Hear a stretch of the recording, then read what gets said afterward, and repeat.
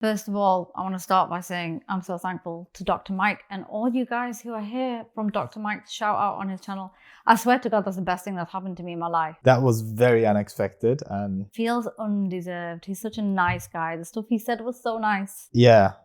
We were a fan of Dr. Mike for a while. Yeah. And he discovered us with do you remember which video? It was the Smith machine. The first video he commented. It was, I remember. You were saying, getting jacked is cool, but have you ever had someone care about you? Me neither. Pass me the dumbbells. And then he commented. Was it that one? Yeah. He's such a nice guy. I literally screen recorded the bit where he talked about me and I play it to myself every night before I go to sleep. Yeah, that was nice.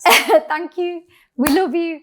Okay, do's and don'ts in the gym. I get asked, what are the do's? What are the don'ts? For beginners. For beginners. Okay, that's a very interesting topic. Yeah, so I want to go ahead and shoot with do's. I'm going to share his do's. I'm going to share my don'ts, etc. Let's rock. It's so cringy when you say that. Yeah, let's rock. Let's rock and roll. That's great. It's so cringy. Okay, do's. You know what I would say? Maybe I'm biased, but get a coach. Yeah. I've always been coached and I'm very lucky to have always been coached. And people ask me about my gym success and what was behind that. I would actually honestly tell you with complete transparency, I have always been coached, pretty much always been coached ever since I was a newbie in the gym. And I think I cut down on all the crap because I was guided by someone who knew, actually it was you,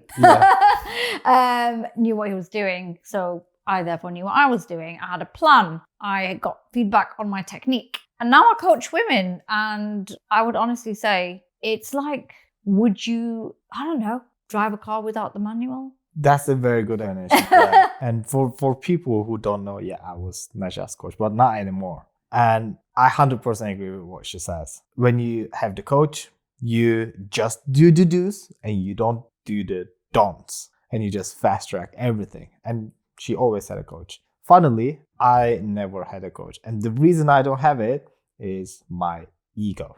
I know having a coach fast tracks everything and everyone should have a coach. And yeah, everyone should have a coach. And I will also have it. I'm saying it for a year now. You're getting a coach. Yeah, I'm getting a coach soon. If you guys know any coaches that are great at coaching natty bodybuilders, give us a shout in the comments. Yes, I need someone who is going to make me WNBF Pro, of course, natural. Okay. Having said that, there are a lot of bad coaches around. This is another topic for another video, so you gotta be careful. Give us a summary about what the bad coaches. Encouraging bad technique, teaching bad technique, not knowing what good technique is, not knowing how to program, not knowing about nutrition, getting clients to lift dangerously, getting clients to lift with poor range of motion, getting clients to over-restrict. Like, I could write a book about this. Yeah. The best thing you can do if you want to get a coach is ask another coach which coach who would recommend. You know what? If you want to know who the bad coaches are, go to my hate comments section. Oh, yeah. That will weed them out. Okay, next do. Next do, and it's for me. Okay, go with the most simple and basic exercises. When you do an exercise, if it feels weird, probably because it is a weird exercise. It's nothing to do with you. It's just the exercise. Go with the most simple exercise. Because the thing is, when you go with the complex exercise, you think about how to do the exercise that you don't have any bandwidth in your head to focus on getting stronger. Instead, go with the simple exercise so you can actually get stronger and make progress. I can't disagree. I mean, I make content about this night and day. If it looks silly, it's because it is silly. Yeah, that's pretty right. If it feels ridiculous, it's because it is ridiculous. And most of what you see on social media, unfortunately, is ridiculous. So the simple things work best. Yeah.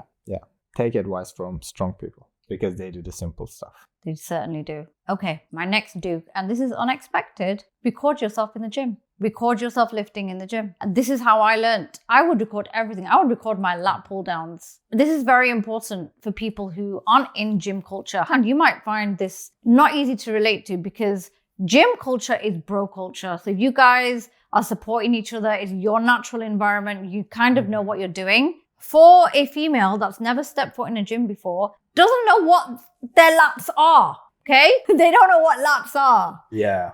They haven't spent their teenage years watching their muscles. Yeah.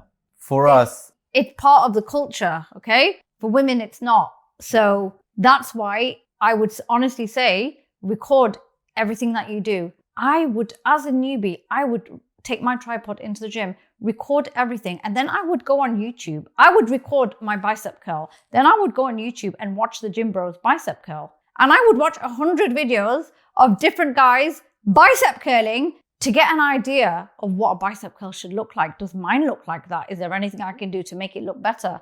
Honestly, I'm not even kidding. That's literally, alongside being coached, how I learned. I recorded everything and I compared it to what I saw on YouTube, for example, and I would try to figure out if I was doing the right thing or not. And if you're coached, even better, because you can show it to your coach. Yeah. As you said, for gym bros, it's not a struggle for us. Like when I do something, I can imagine how I would look and I can be like, yeah, I'm quite all right.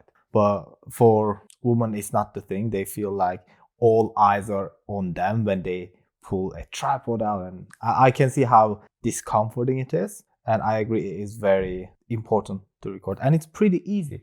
All you need to do is your water bottle, just lean your phone. Absolutely. And that's it. You don't even need a tripod. Absolutely. Your technique will be so good. And there's another element to recording yourself in the gym that really helped. And it's not solely about technique improvement. It's also the confidence boost. Before I went to bed, I would literally look at videos of me doing Bulgarian split squats. This is when I was very new to the gym. And I'd be ending the day on a positive note. I'd be like, I did that. I went into the free weights area and I did that exercise. And it's just a nice thing to have in your phone library, I guess. Yeah, one thing woman gets excited is because people don't see their back, but we have a lot of muscles on our back.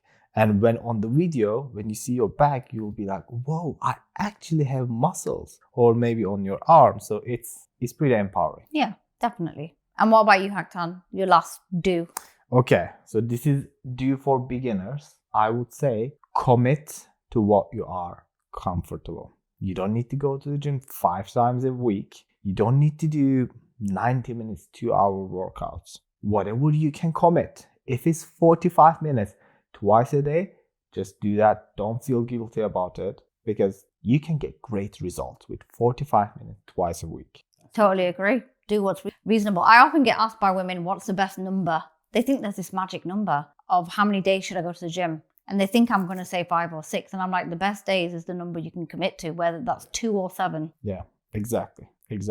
And as a side note, for my own training, when I trained 7 times a week, I was miserable and it was not really sustainable. And when I dropped my training days to 4 or 5, I realized better gains. So the right number, whatever is for you, is the right number. More doesn't mean always better. Yeah, sometimes less is more. Give us a don't. Don't compare yourself to other people. Comparison is the thief of joy.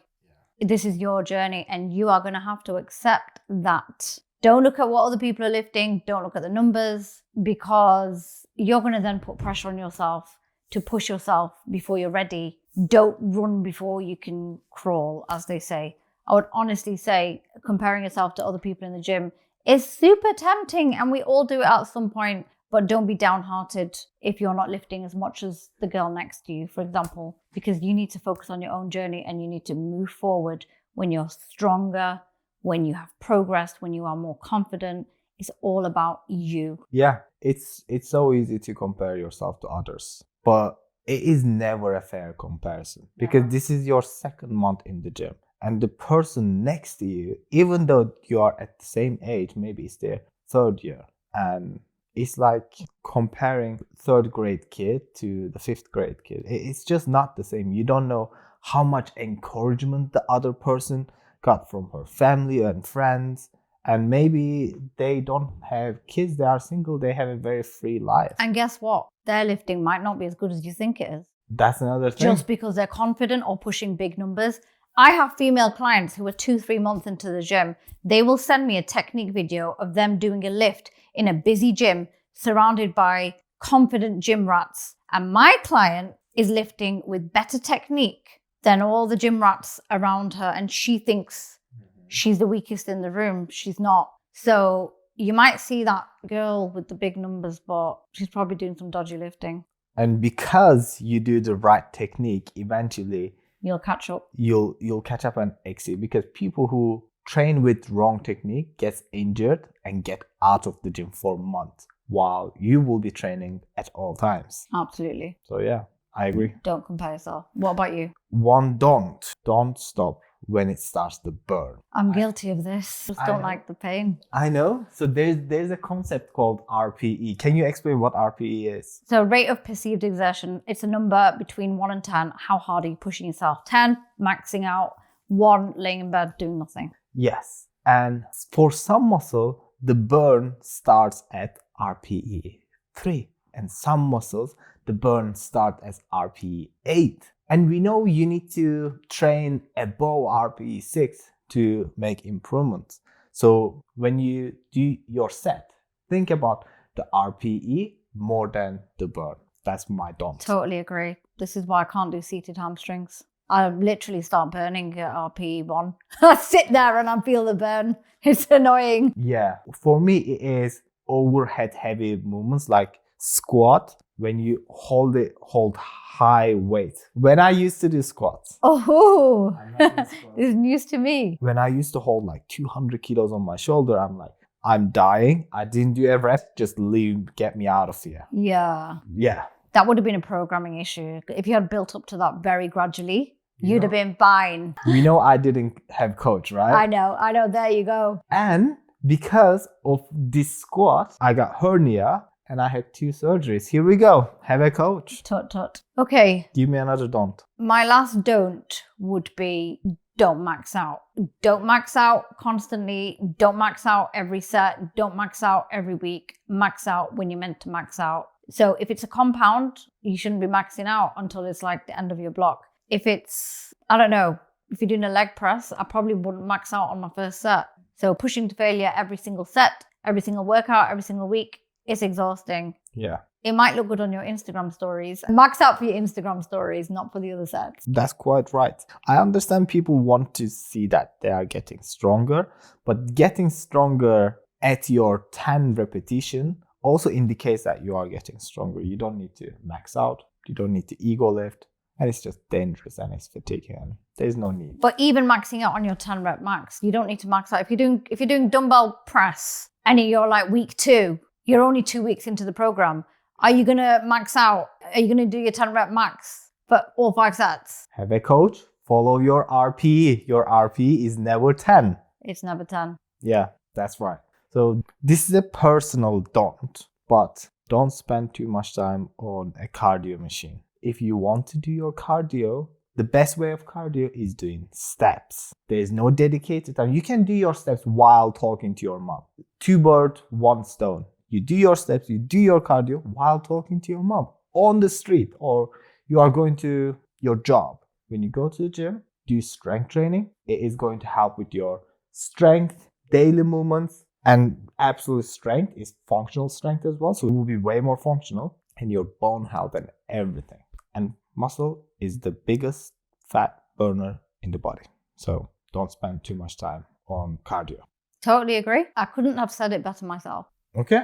That's great. Okay, guys. So I hope you enjoyed our video and I hope that was useful to you. If you want to know any particular do's and don'ts, let us know and we can also talk about them. We can do. We'll see you in the next video. Ciao. Bye.